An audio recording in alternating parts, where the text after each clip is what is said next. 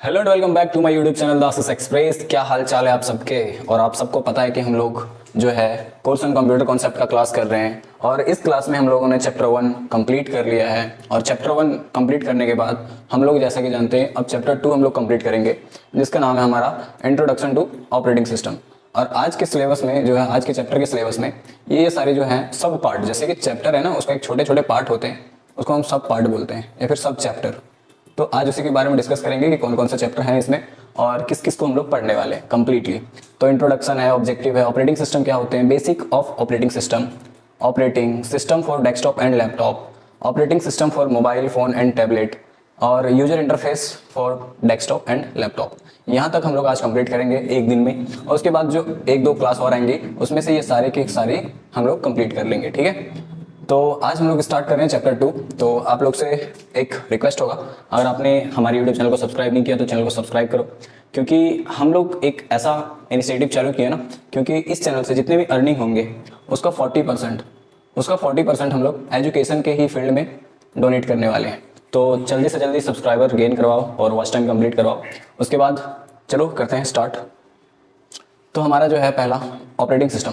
Operating system क्या है इसके बारे में देखते हैं। हम लोगों ने पिछले चैप्टर 1 में, जो पिछला क्लास है चैप्टर 1 में हम लोगों ने एप्लीकेशन के बारे में पढ़ा था। और एप्लीकेशन में हम लोगों ने क्या पढ़ा था कि जो हमारे होते हैं, एक होते हैं सिस्टम सॉफ्टवेयर होते हैं एक, और एक क्या होता है सिस्टम सॉफ्टवेयर, और एक होता है हमारा एप्लीकेशन सॉफ्टवेयर। ठीक है, ये दो होते हैं। तो सिस्टम सॉफ्टवेयर में हम लोगों ने पढ़ा था कि हमारा जो है ऑपरेटिंग सिस्टम भी एक सिस्टम सॉफ्टवेयर है। ऑपरेटिंग सिस्टम जो है हमारा, वो भी हमारा क्या था, एक सिस्टम सॉफ्टवेयर था। उस समय हम लोगों ने डिस्कस किया था ऑपरेटिंग सिस्टम के बारे में। तो आज की भी क्लास में हम लोग डिस्कस करने वाले हैं, थोड़ा सा इंट्रोडक्शन है क्योंकि ऑपरेटिंग सिस्टम का, तो उसके बारे में जानेंगे। तो देखो, सबसे पहले कि जो हमारा सिस्टम सॉफ्टवेयर है उसी का पार्ट है हमारा ऑपरेटिंग सिस्टम, ऑपरेटिंग सॉफ्टवेयर। और ऑपरेटिंग सॉफ्टवेयर जो था उसी को हम ऑपरेटिंग सिस्टम भी बोलते हैं। ऑपरेटिंग सिस्टम, जब भी हम कोई कंप्यूटर लेते हैं, लैपटॉप रहता है, तो उसमें हमारा जो सिस्टम सॉफ्टवेयर है वो ऑलरेडी उसमें इंस्टॉल रहता है। जैसे कि सिस्टम सॉफ्टवेयर का काम क्या होता है, उसमें हमारा बैटरी परसेंटेज या फिर हमारा जो नोटिफिकेशन कुछ आता है वो, या फिर हमारा जो छोटा छोटा आइकन रहता है हमारे कंप्यूटर में क्या है, ये सारे चीज़ों को शो करने का काम हमारा सिस्टम सॉफ्टवेयर करता है। लेकिन ऑपरेटिंग सिस्टम क्या है, इसमें इस चीज़ को कैसे रन करना है, ऑपरेटिंग सॉफ्टवेयर में इस चीज़ को कैसे रन करना है उसके बारे में हमें जानकारी मिलती है। अब जो है हमारा ऑपरेटिंग सिस्टम इसके बारे में जानेंगे हम। ठीक है, ऑपरेटिंग सिस्टम का काम क्या है, सो देखो, कंप्यूटर पर चलने वाला सबसे महत्वपूर्ण सॉफ्टवेयर है और यह कंप्यूटर में लोड होने वाला पहला प्रोग्राम होता है जो कंप्यूटर में सॉफ्टवेयर के रूप में स्टोर रहता है। कंप्यूटर में जो है ऑपरेटिंग सिस्टम जो है ना, वो सॉफ्टवेयर के रूप में स्टोर रहता है। ऑपरेटिंग सिस्टम कंप्यूटर के सभी भागों जैसे मेमोरी, इनपुट, आउटपुट, कंप्यूटर से जुड़े सभी हार्डवेयर कंपोनेंट को नियंत्रित करने का काम करता है। मतलब कि ऑपरेटिंग सिस्टम का काम क्या होता है कि जितने भी हार्डवेयर कंप्यूटर में कनेक्ट है उसको कंट्रोल करने का काम हमारा ऑपरेटिंग सिस्टम का होता है। ठीक है, ऑपरेटिंग सिस्टम एक सिस्टम सॉफ्टवेयर है और ऑपरेटिंग सिस्टम के बिना कंप्यूटर बेकार है। अगर ऑपरेटिंग सिस्टम हमारे कंप्यूटर में नहीं रहेगा तो कंप्यूटर फिर बेकार है। कुछ ऐसे ऑपरेटिंग सिस्टम के कुछ पॉपुलर एग्जांपल जैसे कि विंडोज़ हो गया, ये फिर हमारा एंड्रॉयड हो गया, मैसेंटोस हो गया, यूनिक्स, लिनक्स, ये सारे हमारे जो है पॉपुलर ऑपरेटिंग सिस्टम है। ठीक है, उसके बाद देखते हैं हम लोग आगे basic function of operating system. मतलब कि ऑपरेटिंग सिस्टम के जो फंक्शन है वो क्या क्या है उसके बारे में देखो। Processing management, memory management, input output device management, file management, protection and security, error detecting aids, ये सारे के सारे काम हमारा क्या करता है और ये फंक्शन है हमारा ऑपरेटिंग सिस्टम का। सबके बारे में डिटेल में जानेंगे। हमारा सबसे पहला है प्रोसेसिंग मैनेजमेंट क्या काम करता है। ऑपरेटिंग सिस्टम कंप्यूटर में चल रहे सभी प्रोग्राम्स या प्रोसेस की स्थिति पर नजर रखता है और उसकी आवश्यकता के अनुसार साधन उपलब्ध कराने का कार्य करता है। ऑपरेटिंग सिस्टम अपनी पॉलिसी के अनुसार यह भी तय करता है कि कौन सा साधन किस प्रोसेस को कितने समय के लिए उपलब्ध कराया जाए, कब साधन उस प्रोसेस को वापस ले लिया जाए, ताकि सभी प्रोसेस अपने प्रेफरेंस के अनुसार उचित प्रकार के संचालित होते रहे। मतलब कि प्रोसेस करने का, अगर हम आसान भाषा में समझें कि प्रोसेसिंग मैनेजमेंट का काम क्या है, तो प्रोसेसिंग मैनेजमेंट का काम है कंप्यूटर में जितने भी काम प्रोसेस हो रहे हैं उसको मैनेज करने का काम हमारा होता है प्रोसेसिंग मैनेजमेंट का। उसके बाद है हमारा मेमोरी मैनेजमेंट का। मेमोरी मैनेजमेंट जो है, ऑपरेटिंग सिस्टम प्राइमरी मेमोरी को मैनेज करता है यह मेन मेमोरी के प्रत्येक लोकेशन का रिकॉर्ड रखता है कि कौन सी लोकेशन खाली है या किसको कितनी मेमोरी की आवश्यकता है। मेमोरी मैनेजमेंट का काम क्या है कि ये जो है प्राइमरी मेमोरी को मैनेज करता है और मेन मेमोरी में जो है लोकेशन का रिकॉर्ड रखता है कि कहाँ पे हमारा जो फाइल है इसमें कितने जगह स्पेस बची है, इसको कैसे कंट्रोल करना है, वो सारा हमारा जो है मेमोरी मैनेजमेंट का काम होता है। उसके बाद है हमारा input output device management. Operating system अपने संबंधित ड्राइवर के माध्यम से डिवाइस संचार का प्रबंधन करता है। यह तय करता है कि किस प्रक्रिया को इनपुट आउटपुट डिवाइस कब और कितने समय के लिए प्रयोग में देना है। इनपुट आउटपुट डिवाइस का मैनेजमेंट आपको समझ में आ गया? नहीं समझ में आया? देखो क्या होता है कि हम कोई भी चीज़ इनपुट करते हैं तो इसको प्रोसेस करके हमें आउटपुट शो करता है, ठीक है। तो ये सारा का सारा जो है इसको मैनेज करने का काम हमारा इनपुट आउटपुट डिवाइस का होता है। यहाँ तक समझ में आया? उसके बाद है हमारा अगला फाइल मैनेजमेंट। एक फाइल सिस्टम को कुशल या आसान नेविगेशन और उपयोग के लिए डायरेक्टरी में व्यवस्थित किया जाता है। एक ऑपरेटिंग सिस्टम इस बात पर नज़र रखता है कि जानकारी कहाँ स्टोर है, मतलब कि फाइल मैनेजमेंट में कि आपका जो फाइल है वो कहाँ पे स्टोर है, इन सारी चीज़ों का हमारा जो ध्यान रखता है, ख्याल रखता है, वो हमारा फाइल मैनेजमेंट होता है। प्रोटेक्शन एंड सिक्योरिटी, ये क्या है? ऑपरेटिंग सिस्टम यूजर के डाटा को पूरी तरह सुरक्षित रखता है। यूजर के डाटा को सुरक्षित रखने के लिए ऑपरेटिंग सिस्टम फायरवॉल का इस्तेमाल करता है। मतलब कि हमारे जो कंप्यूटर में कोई फाइल है और इसको सेफ रखने के लिए, कोई हैकर से बचाने के लिए या फिर कोई वायरस से बचाने के लिए हमारा जो सेफ रखने का काम करता है वो प्रोटेक्शन एंड सिक्योरिटी का काम होता है, प्रोटेक्शन एंड सिक्योरिटी मैनेजमेंट का, ठीक है। फायरवॉल का इस्तेमाल करता है इस फाइल को सेव करने के लिए। फायरवॉल का क्या होता है, यहाँ पे देखो।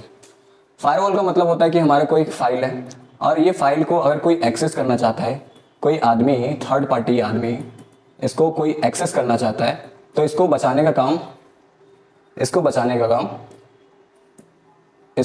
काम हमारा क्या करता है? फायरवॉल करता है।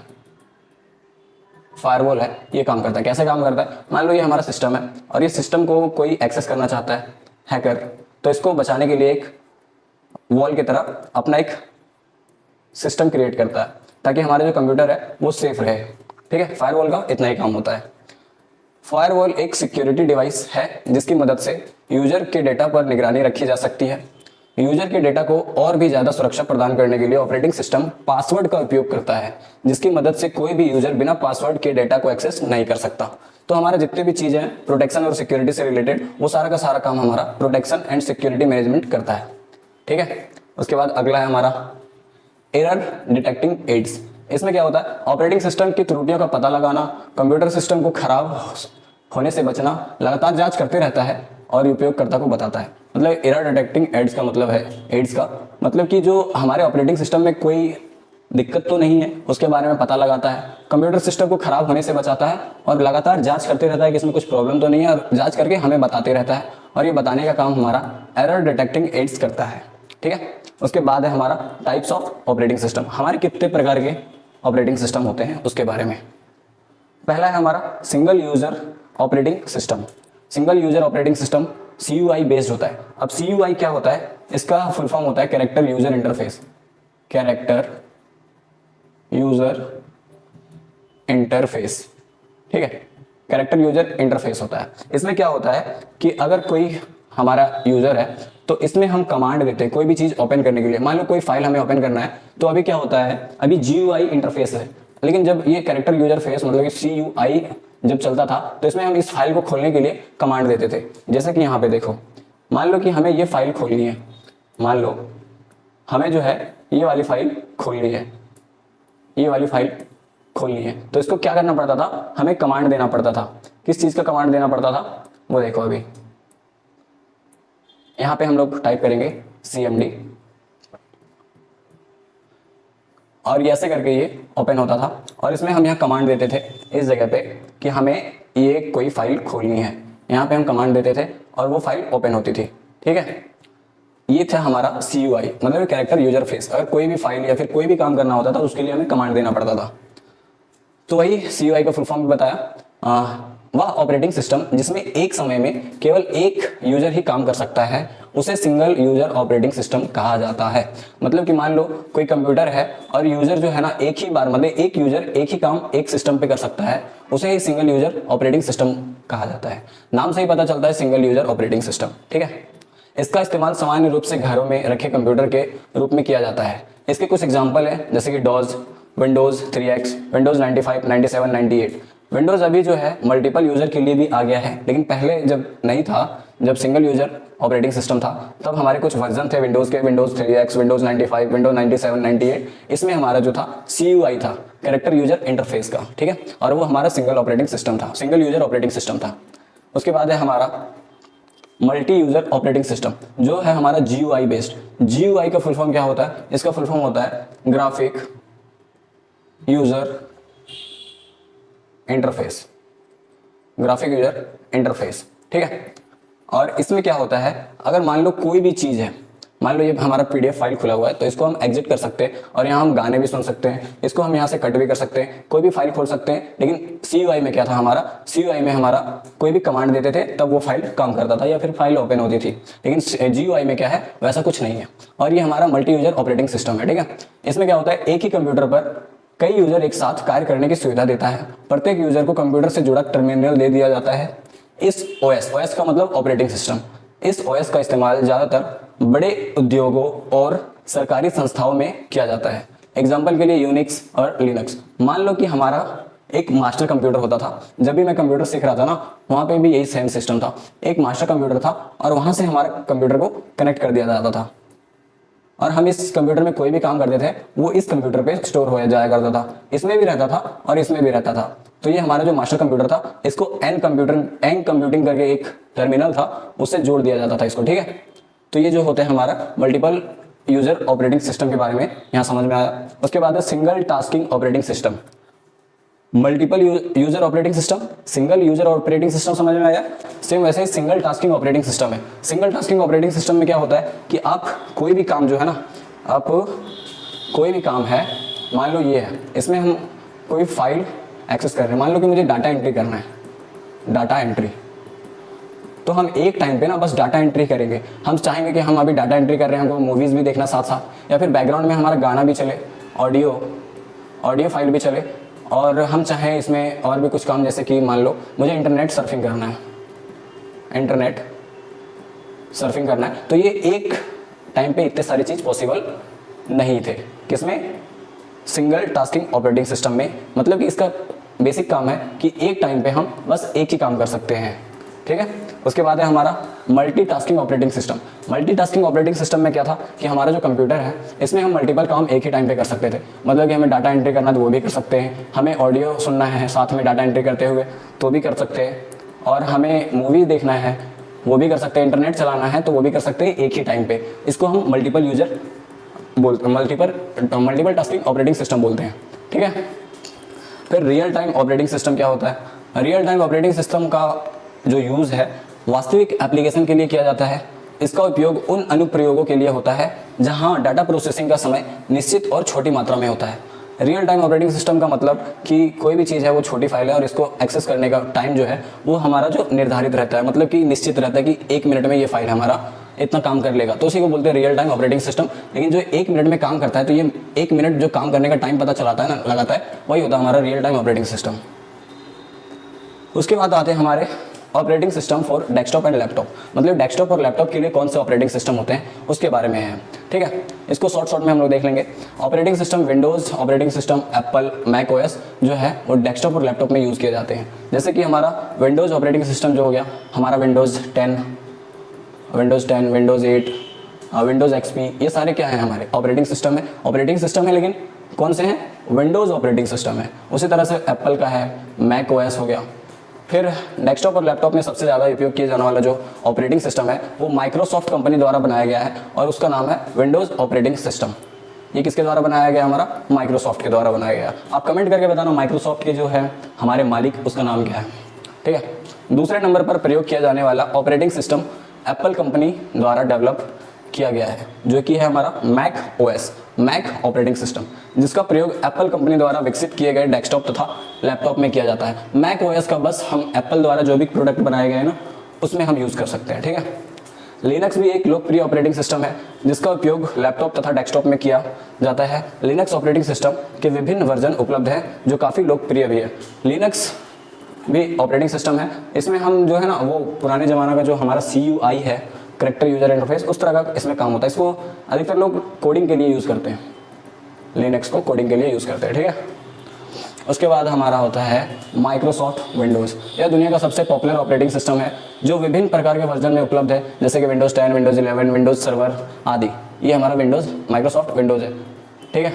उसके बाद एप्पल मैक ओएस, यह एप्पल INC द्वारा डेवलप किया हुआ है ऑपरेटिंग सिस्टम है जो मैकबुक, iMac और अन्य एप्पल डिवाइस में यूज़ किया जाता है, एप्पल मैक ओएस का, ठीक है।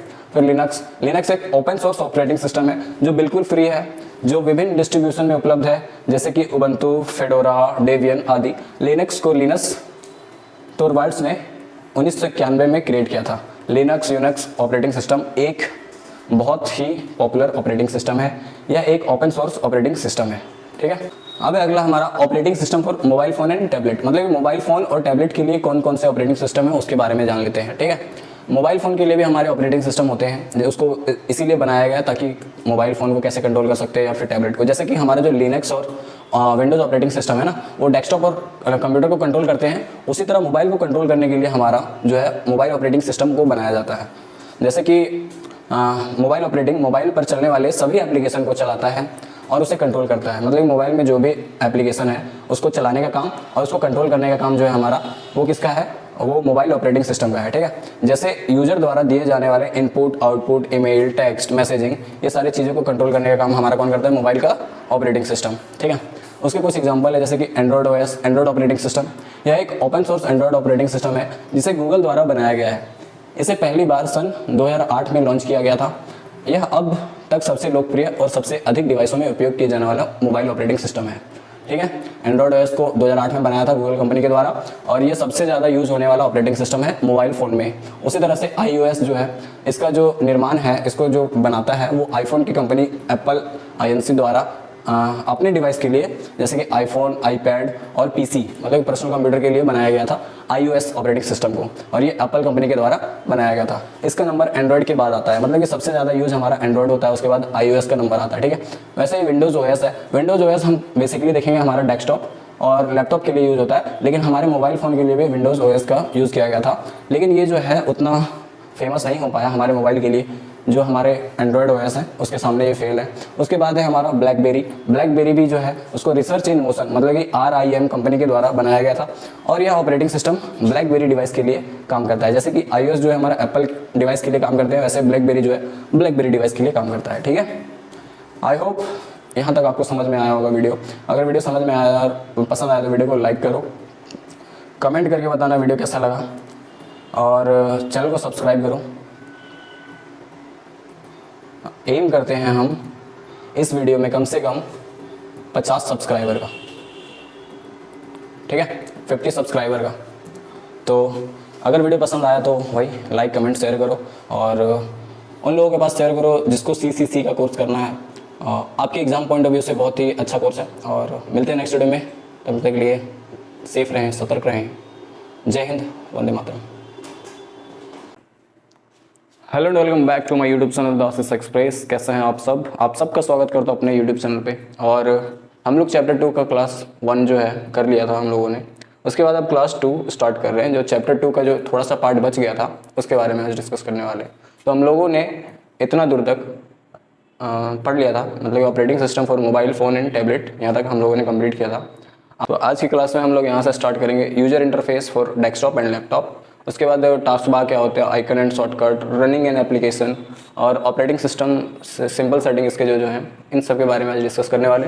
तो वीडियो को लास्ट तक देखना और चैनल को सब्सक्राइब कर लेना और बेल आइकन को दबा देना। तो चलो वीडियो करते हैं स्टार्ट। तो सबसे पहले हम लोग देखेंगे user interface for desktop and laptop. इसके लिए मतलब कि जो है 2 टाइप के इंटरफेस होते हैं, एक CUI और एक GUI।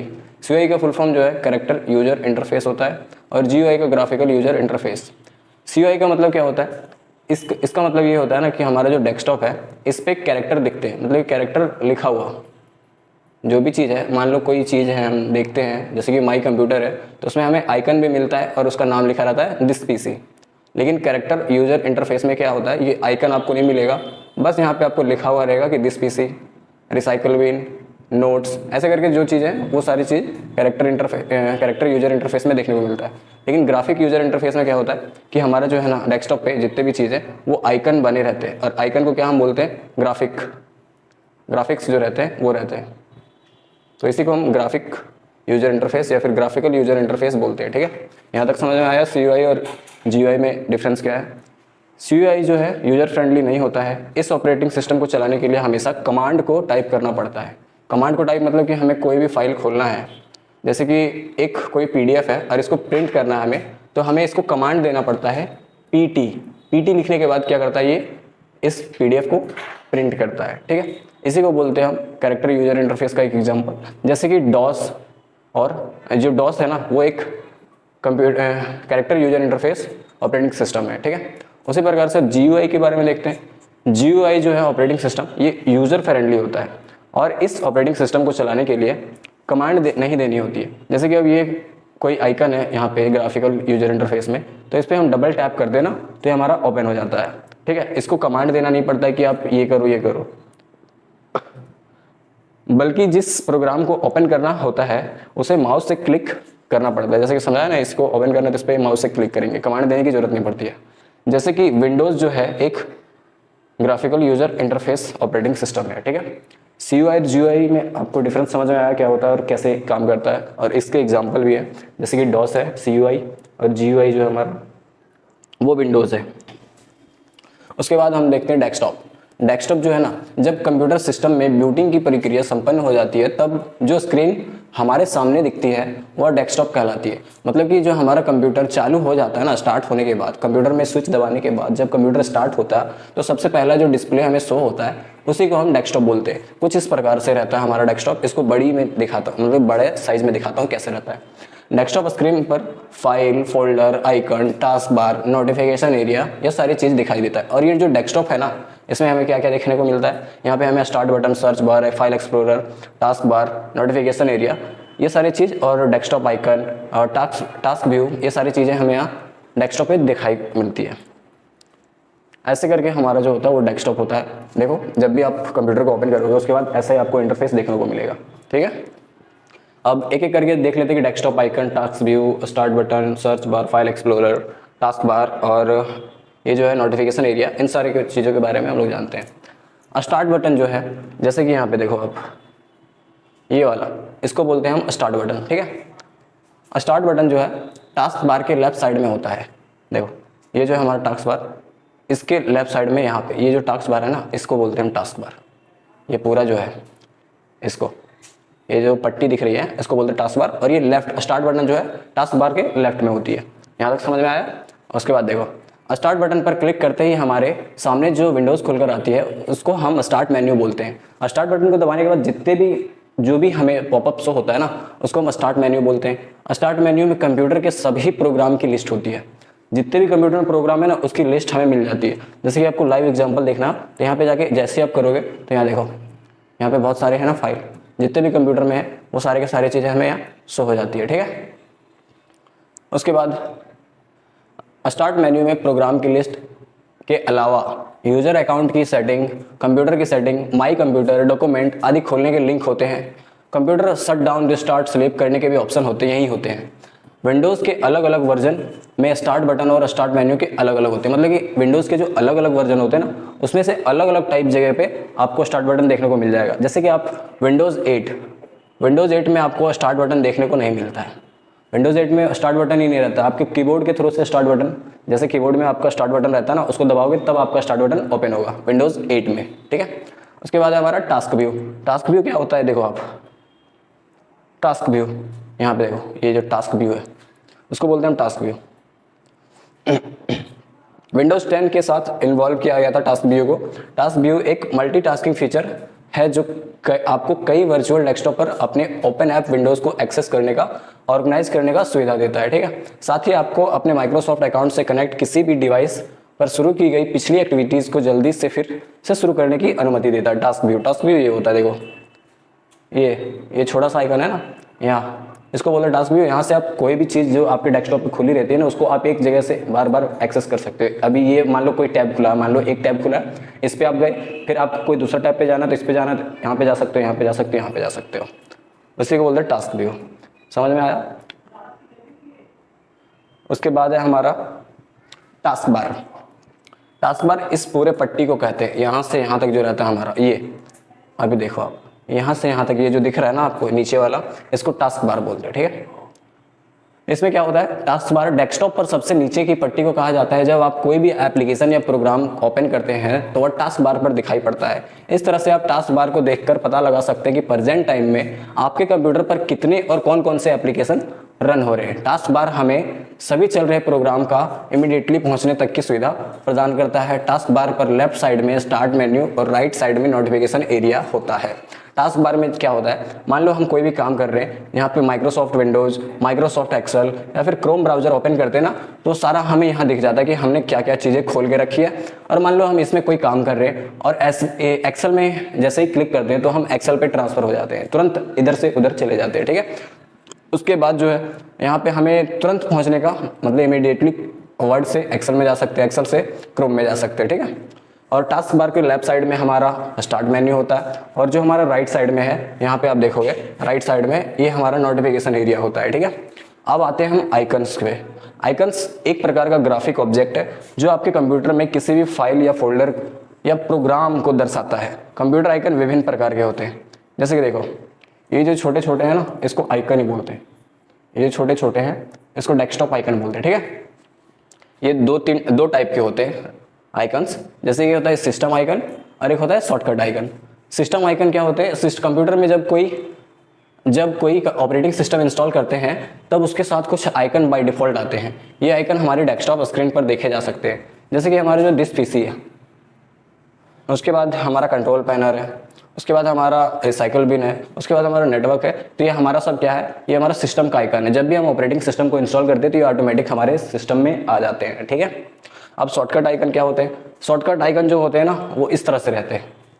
शॉर्टकट आइकन को पहचानने का तरीका एक ही है, जो शॉर्टकट रहता है उसमें इस तरह का एरो बना रहता है और जिसमें ये एरो नहीं बना रहता है वो हमारा शॉर्टकट फाइल नहीं होता है, ठीक है। इतना ही डिफरेंस है शॉर्टकट और मतलब कि शॉर्टकट आइकन और सिस्टम आइकन में। फिर हमारा दिस पीसी में क्या होता है, यह आइकन डेस्कटॉप पर सबसे ऊपर लेफ्ट में दिया होता है। जब आप इस पर क्लिक करते हैं तब विंडोज एक्सप्लोरर ओपन हो जाता है, जिसमें कंप्यूटर से सभी जुड़ी रिसोर्सेज जैसे हार्ड डिस्क ड्राइव के पार्टीशन, माई document, music folder, picture folder होते हैं। दिस पीसी में हमारा जितने भी डॉक्यूमेंट होते हैं ना या फिर डिस्क के पार्टीशन होते हैं वो सारे के सारे हमारे यहीं पे मिल जाते हैं। उसके बाद है रिसाइकल बिन ऑपरेटिंग सिस्टम द्वारा बनाया गया बहुत महत्वपूर्ण आइकन होता है। जब आप अपने कंप्यूटर से कोई फाइल या फोल्डर डिलीट करते हैं तो रिसाइकल बिन में इस डिलीटेड फाइल या फोल्डर को अपने अंदर रखता है। रिसाइकल बिन में अगर कोई भी चीज़ अपने कंप्यूटर से डिलीट करते हैं ना तो सारा हमारा कहाँ पे चला जाता है, वो रिसाइकल बिन में चला जाता है। और अगर हम कोई भी चीज़ डिलीट करने के बाद उसे वापस लाना चाहते हैं तो हम अपने रिसाइकल बिन से वापस ला सकते हैं, उसे रिस्टोर कर सकते हैं, ठीक है। कंट्रोल पैनल के बारे में देखो, कंट्रोल पैनल बहुत सारे प्रोग्रामों का समूह होता है जिसका प्रयोग hardware, font setting, system and security setting, network और इंटरनेट सेटिंग, यूजर अकाउंट की सेटिंग के लिए किया जाता है। मतलब कंट्रोल पैनल एक तरह से आप समझ सकते हो कंप्यूटर की सेटिंग के बारे में बताता है। उसमें हमारी बहुत सारी सेटिंग दी होती है, ठीक है। यह एक ऐसा ऑप्शन होता है जिसमें सॉफ्टवेयर या सिस्टम को कंट्रोल करने के सारे तरीके मौजूद होते हैं, ठीक है। सॉफ्टवेयर या फिर सिस्टम को कंट्रोल करने का सारा तरीका इसमें होता है, ठीक है। कंट्रोल पैनल में कंट्रोल पैनल के फंक्शन की मदद से आप विंडोज़ की सेटिंग और उसमें बदलाव कर सकते हैं। कंट्रोल पैनल जो है हमारा एक तरह से सिंपल भाषा में समझो तो हमारा मोबाइल का जैसा सेटिंग होता है वैसे ही कंप्यूटर का कंट्रोल पैनल जो है वो सेटिंग है, ठीक है। उसके बाद है रनिंग एन एप्लीकेशन, मतलब कि आप कोई भी चीज़ को ओपन करना चाहते हो। जैसे मान लो ये हमारा फोल्डर है, इसको हम ओपन करना चाहते हैं तो किसी भी प्रोग्राम को ओपन करने के लिए इस पर डबल क्लिक करना पड़ता है। जैसे कि एक बार क्लिक किया, ऐसे दो बार क्लिक करने के बाद ये जो फोल्डर है वो हमारा खुल जाता है। या फिर इस पर हम राइट क्लिक, माउस से राइट क्लिक करेंगे, ये जो हमारा है इससे राइट क्लिक करने के बाद यहाँ पे एक ऑप्शन आएगा ओपन का, उस पर क्लिक करने के बाद ये फोल्डर ओपन हो जाता है।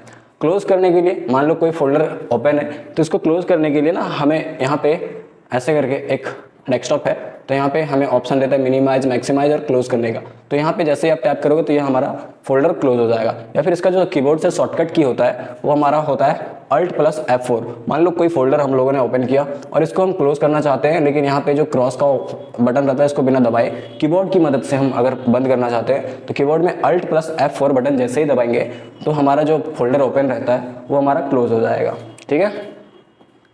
उसके बाद ऑपरेटिंग सिस्टम के कुछ सेटिंग के बारे में देखते हैं, सिंपल सेटिंग के बारे में। ऑपरेटिंग सिस्टम में सिस्टम सेटिंग को बदलने के लिए कंट्रोल पैनल का यूज़ करते हैं। कंट्रोल पैनल का यूज़ करते हैं जो हार्डवेयर और सॉफ्टवेयर से संबंधित सभी प्रकार की सेटिंग के ऑप्शन उपलब्ध होते हैं कंट्रोल पैनल के अंदर, जिसका प्रयोग करके सिस्टम की सेटिंग को आप बदल सकते हैं। ठीक है, अपने हिसाब से चेंज कर सकते हैं।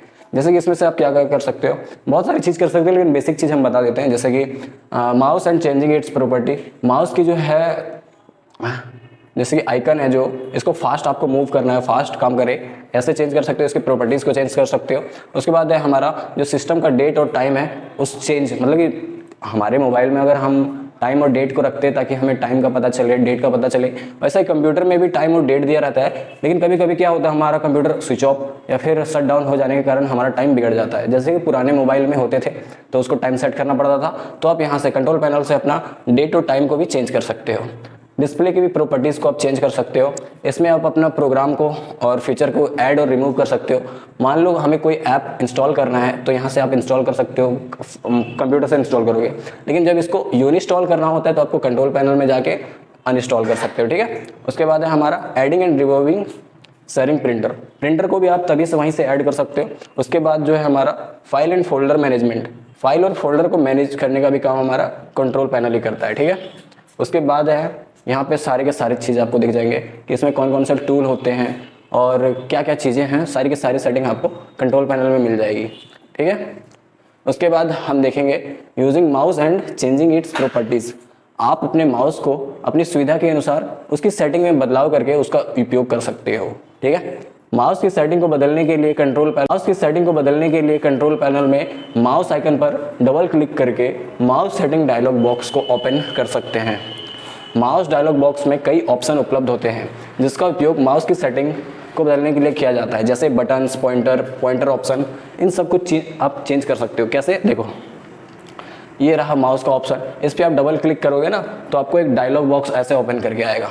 ठीक है, आप ये वाला आइकन को इधर आप खिसकाते हो तो स्लो, आपका जो पॉइंटर है ऐसे करके जो तीर होता है ये स्लो काम करने का, मतलब आप ऐसे मूव करोगे ना एक बार में तो ये धीरे धीरे जाएगा, लेकिन अगर इसको आप फास्ट करोगे तो ये पूरा जल्दी जल्दी मूव होगा। ऐसे यहाँ से आप पॉइंटर ऑप्शन, व्हील, हार्डवेयर, यहाँ से बहुत सारी चीज़ को आप चेंज कर सकते हो। ठीक है, उसके बाद है हमारा changing system date and time. Date and time को चेंज करने के लिए क्या करना पड़ता है आपको, वो देखो। सबसे पहले यहाँ पे नोटिफिकेशन एरिया पे आप जाओगे ना तो यहाँ पे देखो है ना, अपने सिस्टम की डेट और टाइम बदलने के लिए आप स्क्रीन के नीचे टास्क बार राइट साइड में डेट एंड टाइम पर राइट क्लिक करें और फिर एडजस्ट डेट टाइम पर क्लिक करें। यहाँ पे आप टाइम दिख जाएगा आपको। यहाँ पे जैसे आप राइट क्लिक करोगे ना तो आपको यहाँ पे एक ऑप्शन आएगा एडजस्ट टाइम डेट, यहाँ पे ऐसे करके ऑप्शन आएगा। इस पर आप जब भी क्लिक करोगे तो आपको फिर ऐसे करके ऑप्शन खुल के आएगा। फिर यहाँ पे आपको डेट एंड टाइम पे जाना है और यहाँ पे आपको चेंज करने का ऑप्शन मिल जाएगा, जैसे कि आपको डेट और टाइम यहाँ से आप चेंज कर सकते हो। ठीक है, उसके बाद है डिस्प्ले की जो प्रॉपर्टीज़ है उसको चेंज करने के लिए आप डेस्कटॉप पे जब भी रहोगे तो यहाँ पे आप राइट क्लिक करोगे ना तो आपको ऑप्शन मिल जाएगा डिस्प्ले सेटिंग की, और यहाँ से आप डिस्प्ले की सेटिंग को चेंज कर सकते हो।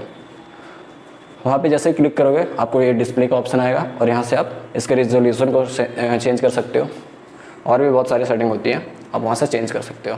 अब कोई भी चीज़ है जैसे कि ऐड और remove program and features, Microsoft Windows operating system में ऐड या रिमूव प्रोग्राम एक ऐसी सुविधा है जो यूज़र को अपने कंप्यूटर पर इंस्टॉल किए गए सॉफ्टवेयर को यूनिस्टॉल और मैनेज करने की सुविधा मिलती है। विंडोज़ 10 में ऐड और रिमूव प्रोग्राम को ओपन करने के लिए कंट्रोल पैनल पर जाएंगे और फिर प्रोग्राम एंड फ्यूचर पर क्लिक करेंगे। इसकी हेल्प से आप प्रोग्राम को मैनेज या इंस्टॉल कर सकते हो। मान लो हमने कोई सॉफ्टवेयर अपने कंप्यूटर पे इंस्टॉल किया और इसे मुझे यूनिस्टॉल करना है, तो हम कहाँ पे जाएंगे, हम कंट्रोल पैनल पे जाएंगे, और कंट्रोल पैनल पे जाने के बाद वहाँ से हम इस एप्लीकेशन को यूनिस्टॉल या फिर मैनेज कर सकते हैं। जैसे कि सबसे पहले ऐसे कंट्रोल पैनल पे जाओगे तो ये सारा हमारा खुल के आएगा ऑप्शन, और यहाँ पे आपको दिख जाएगा प्रोग्राम एंड फ्यूचर का। इस पर जब आप टैप करोगे तो यहाँ पे आपको एक डायलॉग बॉक्स ओपन होगा, और आपको मान लो कोई सॉफ्टवेयर डिलीट करना है, मान लो ये सॉफ्टवेयर है मान लो, तो इसको आप जैसे ही जाओगे तो यहाँ पे डबल क्लिक करने के बाद यहाँ पे एक ऑप्शन आएगा यूनिस्टॉल का, वहाँ से आप वो फाइल को या फिर सॉफ्टवेयर को यूनिस्टॉल कर सकते हो। ठीक है, उसके बाद है जो हमारे प्रिंटर होते हैं उसको हम ऐड या फिर रिमूव कैसे कर सकते हैं। कंप्यूटर में प्रिंटर को ऐड करने के लिए कंट्रोल पैनल, जैसे कि ये खोलोगे तो यहाँ पे कंट्रोल पैनल को खोलोगे तो यहाँ पे आपको डिवाइस एंड प्रिंटर का ऑप्शन मिलेगा। इस पर जब आप क्लिक करोगे तो आपको दिए गए ऑप्शन में ऐड प्रिंटर क्लिक करके प्रिंटर को ऐड कर सकते हैं। इसको जब आप भी टैप करोगे ना डिवाइस एंड प्रिंटर को, टैप करने के बाद आपको इस तरह का ऑप्शन आएगा और यहाँ पे ऐड अ प्रिंटर पे क्लिक करोगे और आप जब भी प्रिंटर का कोड लगाओगे USB अपने कंप्यूटर या लैपटॉप पे, तो आप प्रिंटर को ऐड कर सकते हो। उसी प्रकार से अगर आपको रिमूव करना है तो आपको जो भी प्रिंटर आपको रिमूव करना है उसको सेलेक्ट करके यहाँ पे रिमूव डिवाइस का ऑप्शन आएगा, वहाँ से आप रिमूव कर सकते हो। उसके बाद है फाइल एंड फोल्डर मैनेजमेंट। एक फाइल कंप्यूटर पर एक ऑब्जेक्ट है जो डाटा, इंफॉर्मेशन या कमांड को स्टोर करती है। जो फाइल है ना, वो कंप्यूटर में एक ऑब्जेक्ट है जिसमें हम डाटा, इंफॉर्मेशन, कमांड को स्टोर कर सकते हैं, ठीक है, जो कंप्यूटर प्रोग्राम के द्वारा यूज़ किया जाता है। फाइल में किसी भी प्रकार की इंफॉर्मेशन हो सकती है, जैसे कि डॉक्यूमेंट हो सकता है, फाइल में इमेज हो सकता है, वीडियो हो सकता है, ऑडियो हो सकता है, या किसी अन्य तरह का फॉर्मेट भी हो सकता है। जैसे कि कोई भी चीज़ है, हम उसको कैसे एक्सटेंशन के थ्रू से जानेंगे, वो जैसे कि देखो आप, कोई डाटा डॉट फाइल का नाम और एक्सटेंशन को एक डॉट सिंबल से अलग किया जाता है।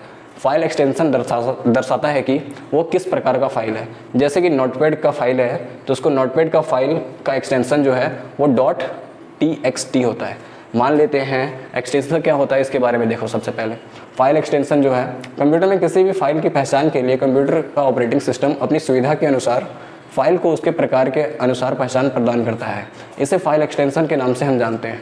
उदाहरण के लिए किसी भी कंप्यूटर की डेस्कटॉप स्क्रीन पर एक MP3 फाइल को कॉपी करके रखिए। इसके बाद उसके नाम को आप गौर से देखेंगे तो आप पाएंगे कि सॉन्ग के नाम के आगे डॉट के बाद MP3, और अगर कोई फ़ोटो है तो उसके आगे .jpg लगा होता है। इसे ही फाइल एक्सटेंशन कहा जाता है। जैसे कि मान लो कोई डेस्कटॉप पे हमारा फाइल है और ये हमारा फ़ोटो है, तो यहाँ पे फ़ोटो का जो नाम रहता है, मान लो फ़ोटो, इसका नाम ही है फ़ोटो, और .jpeg इस तरह करके .jpeg जो ये है, इससे हम पता करते हैं कि .jpeg का मतलब जो होता है हमारा, ये जो फोल्डर का फॉर्मेट है वो हमारा फ़ोटो है, ठीक है। ऐसे ही अगर कोई MP3 फाइल रहती है, मान लो कोई हमारा गाना है, वो गाना है ना, तो गाना का नाम रहेगा, गाना का नाम मान लेते हैं जैसे कि सॉन्ग नेम और .mp3 ऐसे। तो ये .mp3 से हम जान जाते हैं, एक्सटेंशन से जान जाते हैं कि ये जो हमारा फाइल है वो हमारा गाना है, ठीक है। उसके बाद जिसकी मदद से कंप्यूटर किसी भी फाइल को चलाने के लिए पता लगाता है और फाइल में कौन से सॉफ्टवेयर के साथ चलेंगी। जैसे अगर कोई गाना का फाइल है तो उसको VLC में प्ले कर सकते हैं, और अगर कोई फ़ोटो है तो उसे पिकासा या फिर अन्य सॉफ्टवेयर में रन कर सकते हैं। ठीक इसी प्रकार PDF फाइल का एक्सटेंशन जो होता है उसको .pdf बोलते हैं। यहाँ भी बहुत सारे एग्जाम्पल हैं, जैसे कि देखो अभी हमारा जो वीडियो का फाइल एक्सटेंशन होते हैं वो टाइप में होते हैं .mpeg, .avi, .flv। आपके एग्जाम के पॉइंट ऑफ व्यू से ये जरूरी है। अगर आपको एग्जाम में पूछ देगा कि वीडियो का कौन सा फाइल एक्सटेंशन है, और ऑप्शन में आपको दे देगा MP3 option A, option B दे देगा आपको .docx, ऑप्शन C दे देगा 3GP, और ऑप्शन D दे देगा .cdr। तो आप कौन सा ऑप्शन सेलेक्ट करके आओगे तो इसको देख लेना एक बार आप कि वीडियो का जो फाइल एक्सटेंशन है वो ये सारे होते हैं। पिक्चर के जो होते हैं, जो फोटोज़ हैं, वैसे आप बोल सकते हो उसके जो हैं फाइल एक्सटेंशन वो ये सारे हैं, जैसे कि .jpeg, .gif, .png, .tiff, ICO। उसके बाद ऑडियो का ऐसे MP3, .mp3, .wav, AAC, MID, MOD, M4A, FLAC, और PDF का .pdf, वर्ड डॉक्यूमेंट का .docx, एक्सेल का जो होता है .xlsx होता है, उसके बाद पावर पॉइंट का .pptx होता है। ऐसे आप याद कर लेना। कॉरल ड्रो का .cdr होता है, ठीक है। ये टाइप्स ऑफ फाइल एक्सटेंशन है। उसके बाद यहाँ पे हमारा चैप्टर 2 कंप्लीट होता है। हम लोगों ने क्या क्या पढ़ा है उसके बारे में देखो। ऑपरेटिंग सिस्टम का डेफिनेशन पढ़ा हम लोगों ने। उसके बाद कितने टाइप के ऑपरेटिंग सिस्टम होते हैं, जैसे कि सिंगल यूजर, सिंगल टास्किंग। उसके बाद मल्टी यूजर, मल्टीटास्किंग, ये पढ़ा हम लोगों ने। उसके बाद हम लोगों ने फंक्शन ऑफ ऑपरेटिंग सिस्टम पढ़ा कि process management, memory management, file management, input output management, security and protection, ये सारी चीज़ के बारे में जाना। फिर ऑपरेटिंग सिस्टम की सर्विस जो है command interpreter, program execution, resource allocation, error handling, ये सारे के बारे में चीज़ों के बारे में जाना। उसके बाद टाइप ऑफ ऑपरेटिंग सिस्टम जो है RTOS, real time operating system, embedded operating system, mobile operating system, desktop operating system, इन सारी चीज़ों के बारे में हम लोगों ने डिस्कस किया। और बस ये था हमारा समरी शॉर्ट में। तो हमारा चैप्टर 2 भी यहाँ पे एंड होता है, चैप्टर 2। और अब हम अगली क्लास में डिस्कस करेंगे चैप्टर 2 का most important question, top 50 question को हम करने वाले हैं, ठीक है। टॉप 50 क्वेश्चन को अगली क्लास में, तो अगला वीडियो भी ज़रूर देखना। और सबसे पहले आप चैप्टर 1 कंप्लीट करो, उसके बाद चैप्टर 2, ताकि जब भी मैं चैप्टर 2 का जो टॉप 50 मल्टीपल चॉइस क्वेश्चन है उसको जब पढ़ाऊँ तो आपको कोई भी परेशानी ना हो उसको समझने में। तो मिलते हैं नेक्स्ट वीडियो में, तब तक के लिए जय हिंद, वंदे मातरम।